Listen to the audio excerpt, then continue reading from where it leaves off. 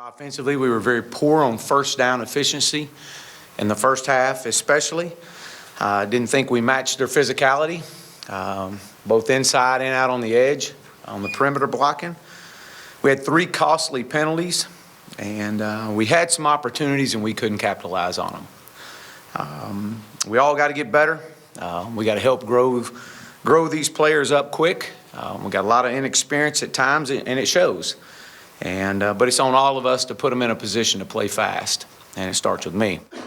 Defensively, thought our defense kept us in the game, especially in the first 3 quarters. We scored on defense, created some momentum, gave us a chance, but they were on the field entirely too long. Our defense was.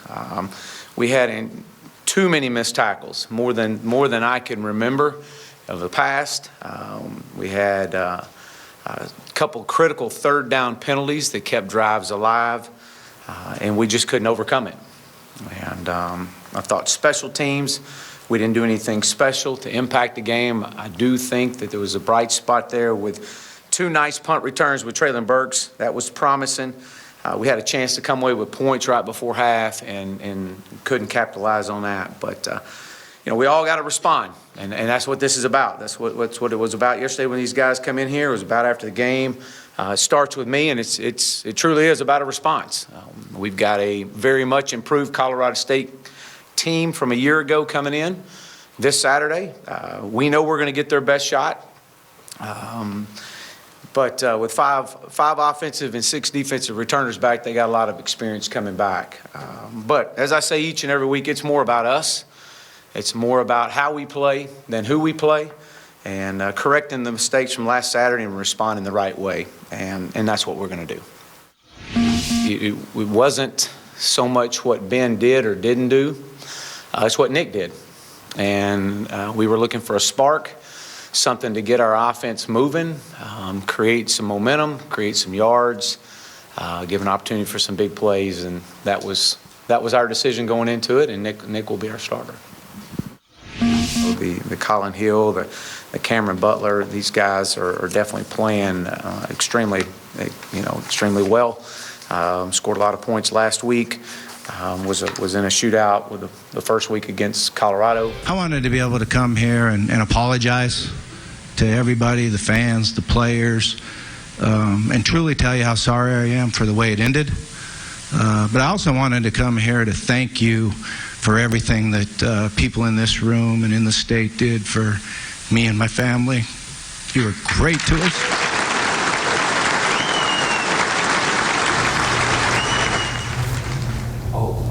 Even if you still haven't forgiven him for how his tenure at Arkansas ended, you do have to respect Bobby Petrino a little bit after what he said today. All of us were wondering heading into Little Rock Touchdown Club meeting if Petrino was going to address anything about what happened back in 2012. And he did. Along with apologizing, the former head hog also looked back on those tremendous games played over at War Memorial Stadium, as well as some of his most talented players that included Ryan Mallett, Kobe Hamilton, and even our guy across the studio, and DJ Williams. And for the rough few years it's been for the program, Petrino urges Hog fans to keep belief in the team. You don't really understand how much effect that y'all have on the players and their families and the support and how much that means. And, there's no question the Hogs can come back, but they're going to need everybody's help here. So stay with them and keep supporting them because you are what makes the University of Arkansas a special job. There's no question about it. Now, before we go tonight, I want to talk about something that I've noticed throughout my career as a sports journalist that was more apparent today more than ever. It's the desire to win. We touched a nerve when we asked fans if they'd take Bobby Petrino back as the Razorbacks head football coach. The response? Overwhelmingly yes. Without hesitation, fans said that they would welcome a coach that was fired after misleading officials about his extramarital affair with an athletic department employee that was exposed after a motorcycle crash. His success on the field matched often by the scandals that accompanied them. Now, 7 years is a long time. People can change, and I believe that everyone deserves second chances. But when it comes to winning, what's the price that players, teams, and fans are willing to pay to be successful? But more than that, ultimately, what is the cost? Wow. Very interesting discussion here. It is a question that is asked at several universities. The most recent one that I recall, Penn State, when they were met with all of that scandal, and yet they defended a coach that had won traditionally for them, Joe Paterno. It's something that everyone just has to be mindful. And Yeah. like I said, I do believe people deserve second chances, but where do you weigh? What's the difference? Thanks so much for joining us tonight. We hope to see you back here again tomorrow night. Have a good one. Good night. To many, it was a matter of time, and now is that time. Nick Starkel, the former Texas A&M quarterback, is now the starting quarterback at Arkansas. He replaces Ben Hicks, who struggled in Week 1 and was just 7 of 16 for under 100 yards in Saturday's loss to Ole Miss. Starkel came in on Saturday and led 2 second-half touchdown drives. A lot of new quarterbacks already. Ben Hicks out, Starkel in, Wilson hurt, Sawyer Smith in, Bentley out, Helinski in.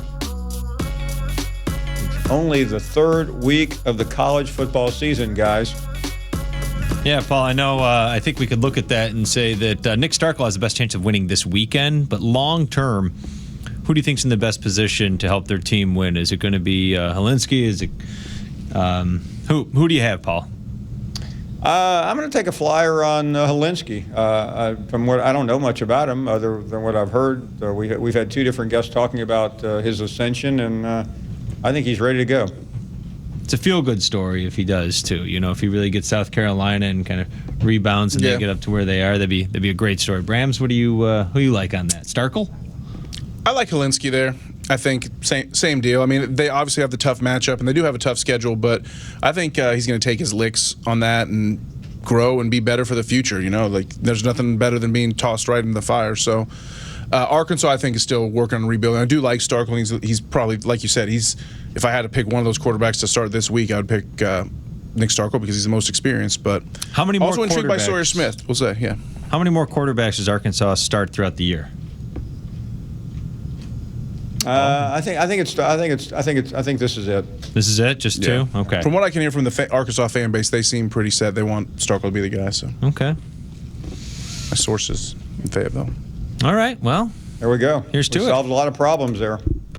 We were just playing Kirby Smart, talking about the opponent this week, Arkansas State, and his respect for that program, and especially for Coach Blake Anderson. I think by now most of you have heard the story of Coach Anderson losing his wife. It has been one of the saddest things to watch in college sports or just in life in general for a long time. He came back to work Saturday, and we're watching now just his surprise reappearance, and you can just see the energy in this room as the coach returned.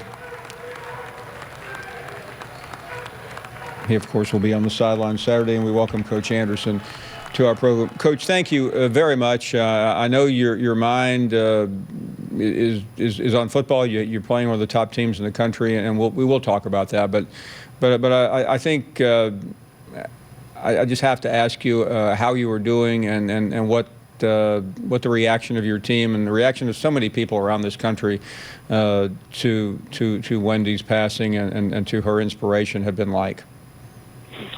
Well, I mean, we're in the healing process, and when you ask how we're doing, it just kind of, it comes and goes. There's laughs and then there's tears. They kind of come hand in hand. But definitely felt like that it was time to come back to work and try to find some sense of normalcy. I think kind of the new normal, whatever that's going to be, just without her. We've been doing this for a long time together, and 27 years of it, and so kind of finding that out on a daily basis what that looks like. But the kids have been, really just amazing staff as well. Dave Duggan did a great job while I was out. The fan base and the community, and I think maybe even above and beyond that, just the coaching community across the country has just been overwhelming, the support that has kind of lifted us through the fight over the last couple of years and down the last few months when it was really, really difficult. Just so many amazing people have stepped out and stepped up to lift us up in prayer and feed us and take care of our kids and just give us energy to fight all the way down to the bitter end. And that has not changed over the last few weeks as we've been dealing with Wendy's passing.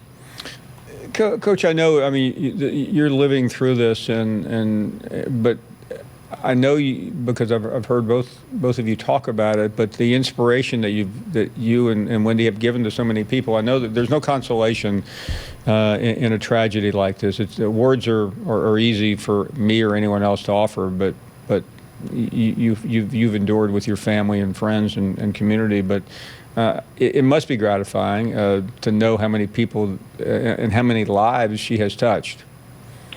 Well, we just always took the approach that this was our ministry, that God put us in coaching. I did it really poorly for the first 10 years of my career and had to walk away from it to kind of reset our life and reset my priorities. And when I got back in 2007, everything since that point has been about faith first, family second, and honestly, football came third. And luckily, I've been around coaches and head coaches that hired me, and Ricky Bussell and Larry Fedora that allowed me to stick to those priorities. And then as a head coach, that's been the way we built the program. And I'm obviously I miss her every minute of every day, and that's not going to change. Maybe not forever, definitely not for a while. But yeah, it fills my heart to know that people are seeing what we stood for, how we lived, and that God carried us through. I mean, we want God to get the glory of all this. We wouldn't. I couldn't have this conversation with you if I didn't know she was in heaven without pain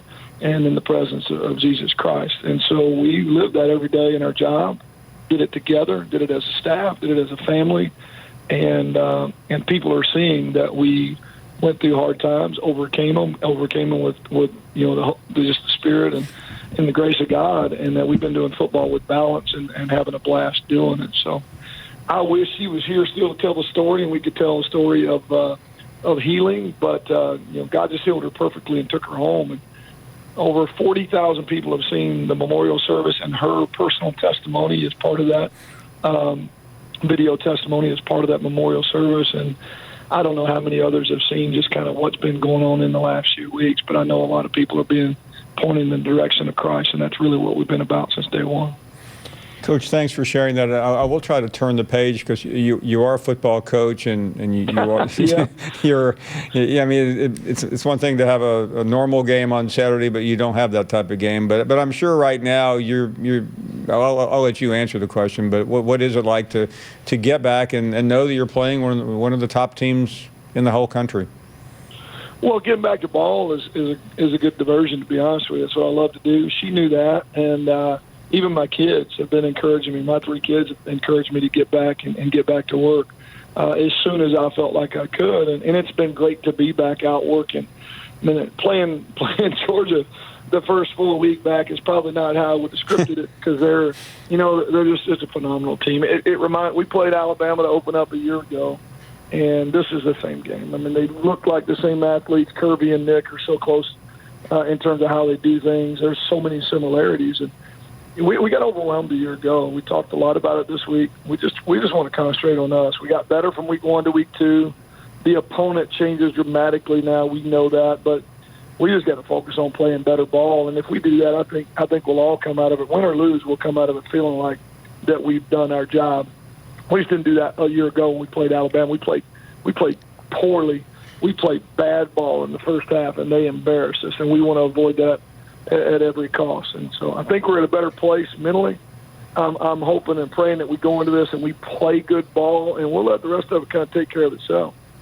Coach, a lot of time pundits like me, we sit up here and when we quite frankly and honestly trash games like this. But I'm interested in what it's like on the other side. You mentioned the Alabama game. It didn't go well, but you still played Alabama. Now you're playing Georgia on a very big stage. What does a game – and Arkansas State's been playing these games for time. I remember seeing Larry Lacewell bring an Alabama team against Bear Bryant at Legion Field. But what do games like this mean to your community? Well, I mean, you got to play this game. Financially, we know we got to do it, and we're going to be really selective about it. I mean, if we're going to do this, if we're not just going to play a bunch of Group of 5 teams, if we're going to play a Power 5, we're going to find one that financially can support our other programs here at the university. There's only a handful of schools that can do that at the level that we feel like is worthy of playing the game. And so you put yourselves in a position where you're playing Alabama's, Georgia's, Michigan next year, Washington's coming up, Ohio State's coming up. And then we've been to Auburn, we've been to Tennessee. So we know the environment we're going to get into, and we're going to put together a game plan to go win it. We understand, obviously, everything's got to go our way. So we don't necessarily have to win the game to see benefit. Financial benefit we're going to get, exposure we're going to get. But if we play well and we play good ball and we improve over the week, I mean, we can still get a win without getting a win on the scoreboard. Now, we would obviously love the win on the scoreboard, and if you do, it changes your program forever. We've seen Boise do that. We've seen Central Florida, Houston. We've seen teams do that, and it changes your program forever. But there are other ways to win in the course of this particular game, and we just want to keep sight of that and make sure we kind of got our eyes in the right spot. As we close here, Coach, because I know you got a lot of work to do, we heard Kirby talk about wear pink for Wendy, and I know that it's a football game that you're trying to win. You've already said that, and it's important. But this is different, and I don't know. And I wonder what it's going to be like for you. And I know you can't predict 2 days from now, but that's going to be quite a difficult and maybe inspiring scene for you when you walk out there and so many people are supporting you and Wendy. Well, no doubt. I mean, when I got the message just I guess yesterday, somebody sent it to me. I'll be honest with you, I was overwhelmed with it. It brought me to tears yesterday. I can't tell you. I just know right now everything's really raw and it's very fresh. And just the show of support has been overwhelming at times.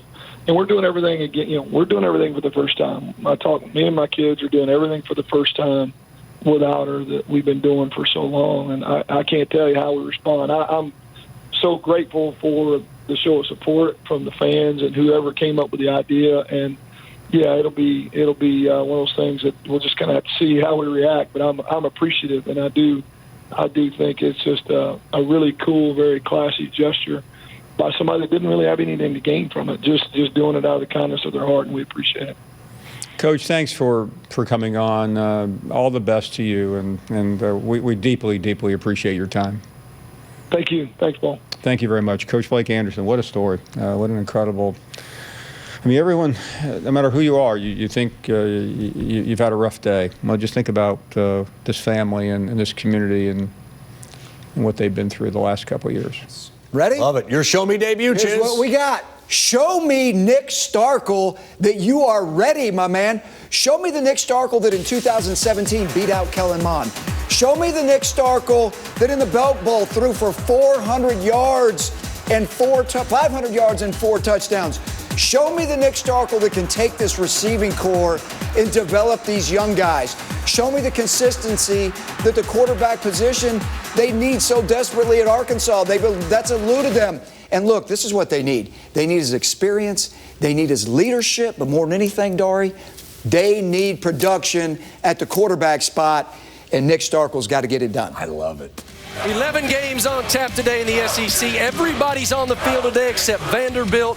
And after losing in Fort Collins last season, Arkansas needs to avenge that loss to Colorado State. Here's one for you. Colorado State against Arkansas. Bear keeps hosing me in these lines. This was 10.5 earlier. Now lost a whole point. I'm still going with the Rams. Turnovers. That's been Colorado State's problem. They can take care of the ball. They will beat Arkansas. Although Arkansas is better with Nick Starkel at quarterback. That gives me a little bit of pause. I think we're going to get a win there. All right. Practice to attend his friend's funeral. And when he got a chance to see the field in their home opener, he said he just wasn't prepared mentally to handle it all. He told me he just needed a little more time. Guys, now 2 weeks later, he feels he's had that time. He's locked in. He's where he needs to be mentally to run this offense. He'll have a chance to watch this Colorado State offense get the inside handoff. There's a seam and a big hole. Off to the races goes Kinsey. Nobody will catch him. 75 yards, and the Rams are on the board. Everything to earn the job, but he says his road here, he's worked for it and feels good about getting it. First pass of the game is caught. Traylon Burks out of bounds. They will spot him around the 37-yard line. That'll go for 38 yards. And look at him standing in the pocket, nice and strong, knowing he has the corner route, playing in cover 2 right there. Burke does a great job of his angle, taking a high angle towards that sideline. So he'll be excited for today's opportunity. Pressure comes. He feels it, throws, pass is caught. Mike Woods will have the first down at the 25. Pick up a 6.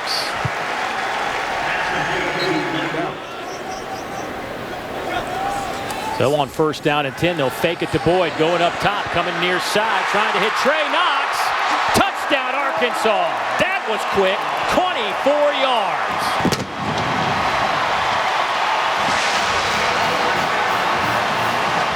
Wide receiver recruit making a name for himself.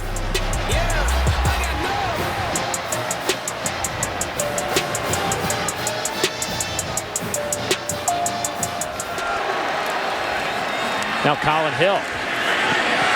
Dump that pass off. It goes to Cameron Butler, and he has stood up maybe a yard on the play. They'll spot it at the 26-yard line.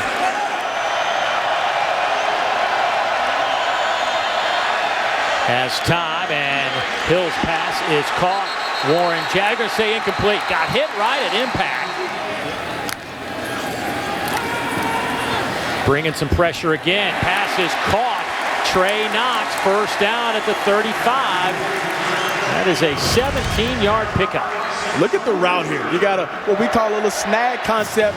And look how that ball, as soon as he comes out of his break, he snaps his head around, and look at him step into the fire and big-time catch.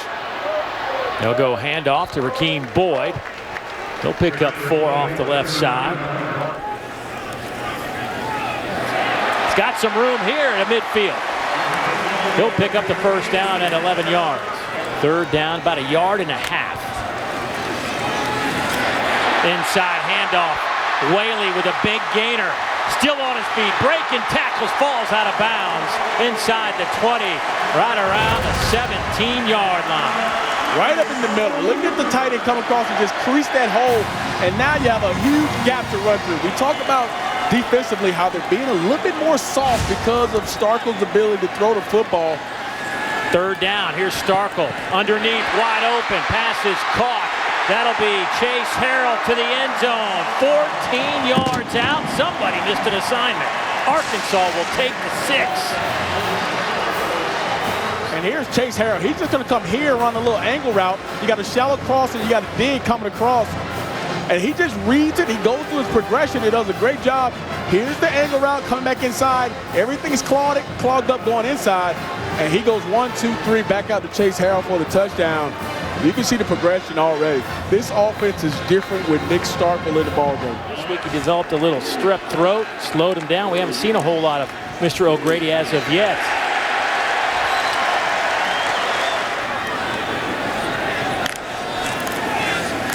Rakeem Boyd, huge hole up the middle. It's a foot race. Rakeem Boyd to the end zone. Touchdown, 59 yards.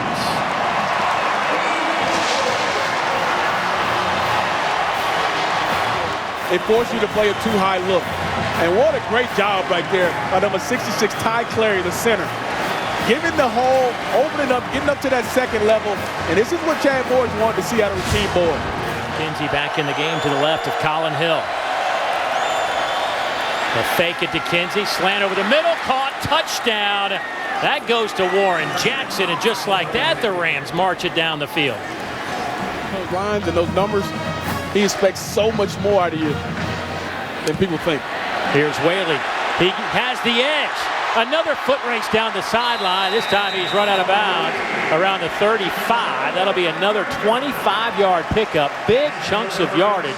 Attempt. He hit from 55 last year against Vanderbilt. Good clean snap for Limpert. Strong leg. Kick on the way. It is good.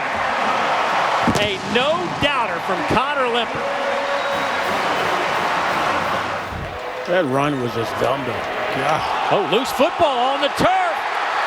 I think that was Busta Brown coming up with a loose football.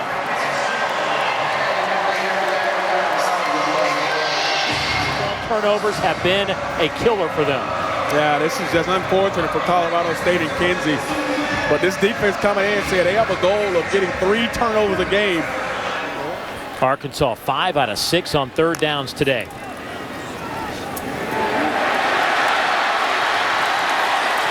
Nice run from Chase Hayden, his first action today.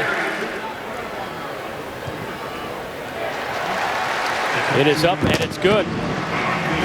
Chad Morris in this Arkansas offense with 27 points on the board. Hill's pass is caught, not much there. Pressure comes. Hill hit and dropped back at the 16.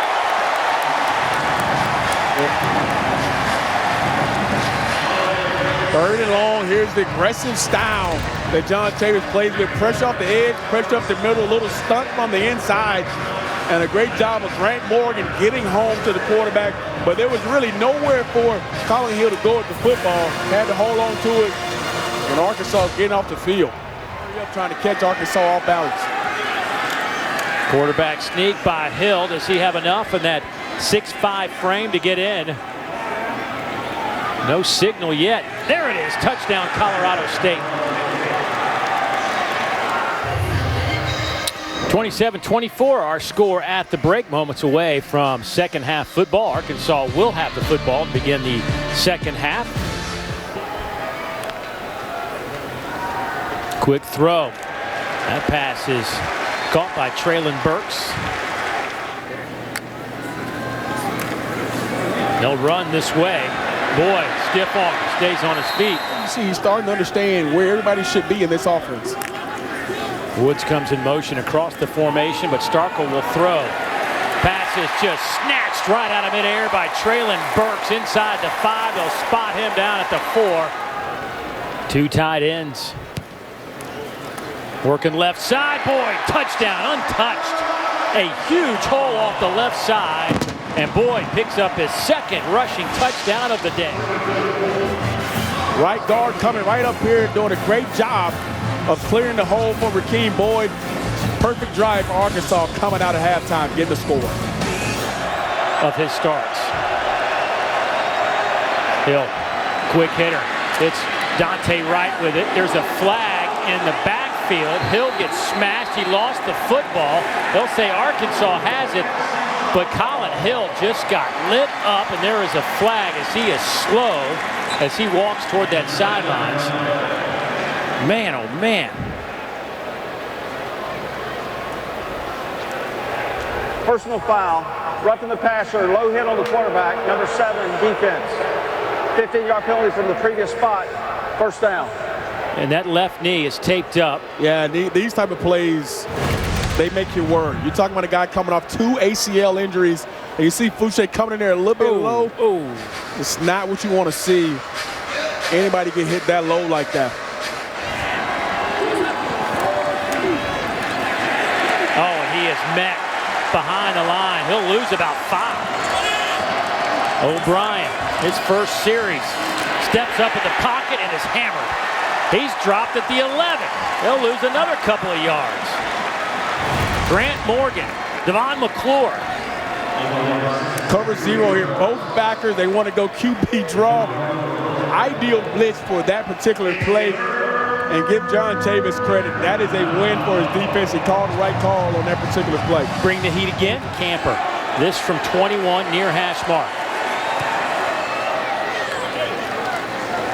He will split the uprights. Set up 1st and 10 from the 28-yard line. He'll get it to Kinsey. And swarming Arkansas defense led by Scooter Harris. No gain on the play. They thought it is. Trying to throw it back to Kinsey. Has a chance to catch it, but running right back into the teeth of that defense. 4-man rush. Pocket collapses. O'Brien will throw on the run. Down the field. Caught by Wright. Does he stay in bounds? He does, to the end zone. Touchdown, Colorado State, 75 yards.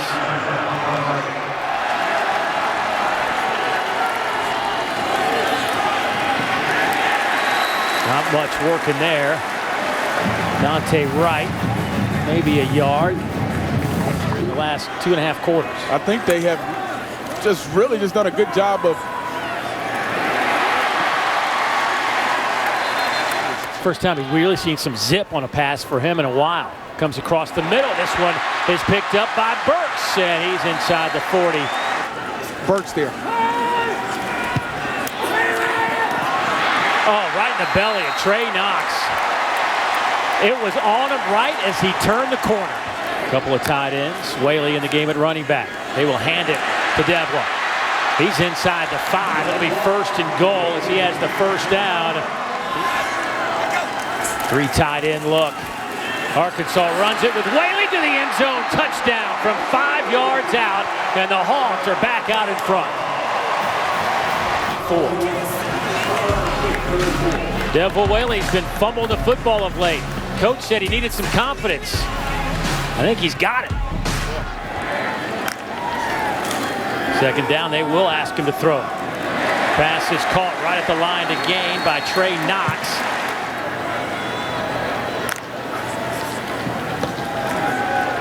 Lofts it up, has O'Grady. First down, inside the 40. He's still on his feet.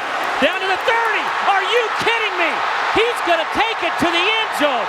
What a job by Cheyenne O'Grady. 62 yards. Man. And we talk about Nick Starkel here. Going through the process of, do I like a good play? Am I in a bad play? You see Colorado State moving around on defense. And you see him go up now. He's changing the play. Look at the box here. You have 7 guys inside the box here. That's not conducive for running the football. You got one-on-one on the outside, press coverage all the way across the board. And you find your tight end, Cheyenne O'Grady, versus a linebacker who does not want to be in space.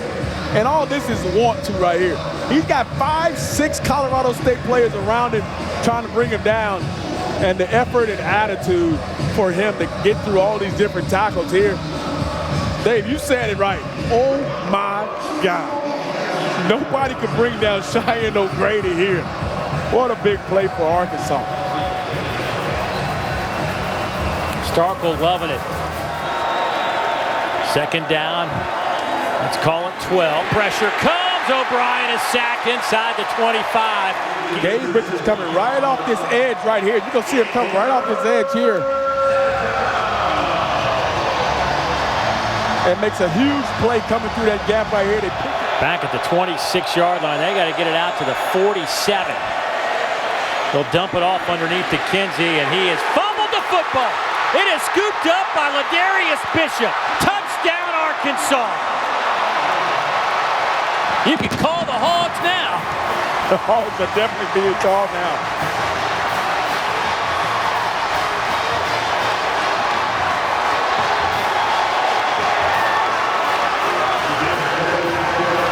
Watch this play.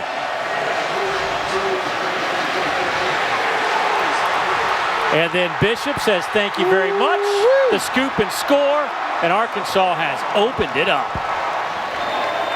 So now they are backed all the way up. 1st and 25. O'Brien, they'll be even backed up further inside the 10. A loss of 7 more.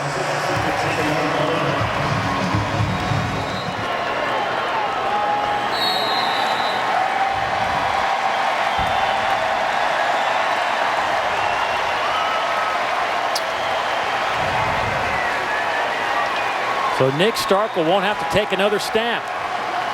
Arkansas will pick up the win. They put 55 on the board. Mike Bobo's Colorado State Rams had a chance. They had it tied at 34, and then the wheels just fell off. They lose their quarterback, Colin Hill. Let's hope he's not out for very long. 2 guys that have gone against each other. When Coach Morris was at Clemson, Coach Bobo. I can tell. Number 2, Arkansas, Colorado State. Nick Starkel finds Cheyenne O'Grady. Got to break out of this. Got to get out of it. Come on, go. There it is. There it is. There it is. 5 guys. He just went full woo pig there. They win 55-34. Number 1, Idaho, Wyoming. DJ Lee to Hayden. Hayden Hatton one-handed catch and getting a foot down in bounds. Idaho would follow. Arkansas, speaking of payback, had that on their minds against Colorado State, who came back to beat them in Colorado last year. But look at Marvin Kinsey Jr. go 75 for the score, and the Rams strike first. Second play from scrimmage. The Hogs had to be thinking back to last year's collapse in the fourth quarter, and here we go again with this start. Guys, Nick Starkel, first start as a Razorback. Starkel throws, finds Trey Knox 24 yards, touchdown. I thought Nick Starkel today looked poised. He looked comfortable. He looked like he'd been in the offense for 2 years. And again, he was accurate, made really good decisions. I was very impressed with him today. How were you with Rakeem Boyd? Very impressed with Rakeem Boyd as well. You should be. But the running game we talked about, right? What does a vertical passing game do? It allows you to not necessarily load the box all the time. Which then what? Now you can open up the run game. Boyd went for 120 yards on the 122 yards and 2 scores, I should say. Arkansas looked like they were on the verge of running away with this game. Yeah. Colorado State clawed back in it. Yeah, Patrick O'Brien, backup quarterback. Colin Hill, the starter, got hurt. O'Brien on the run, pass complete to Dante Wright, somehow stayed inbounds and ties the game at 34. And Arkansas saying, oh, not again, not to these guys, no. And then watch Cheyenne O'Grady make the catch. Nobody, 5 Rams were there. I don't know that the animal Rams could have gotten him down. I mean, that's incredible balance, incredible strength. I mean, for you to be able to drag people, withstand the hits, withstand them trying to strip the ball out, and be able to spin out of that and go for a touchdown, that's pretty How'd you like the tackling as the defensive coach? Very cool. Well, maybe had they tried to tackle instead of strip the ball out, they perhaps would have brought him down. How about get the guy down? Exactly. How about that? Yeah, how about it? 55 points, by the way, ties for the most under Chad Morris for Arkansas. It's the most against a Power 5 team. Or, FBS team, I should say.